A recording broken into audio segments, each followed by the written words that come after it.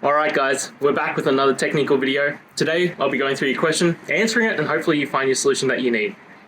Guys, remember to stay just a little bit crazy like me, and hopefully you get to that resolution. Now, let's continue on to the video.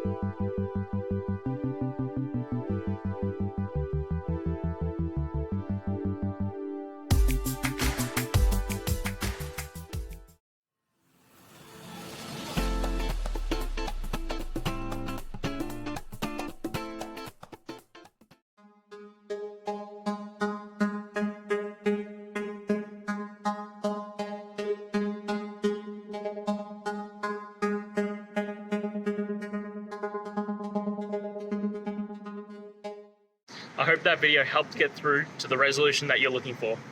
If it did, please hit subscribe. I really appreciate it. And until next time, I hope you have a great one. Cheers.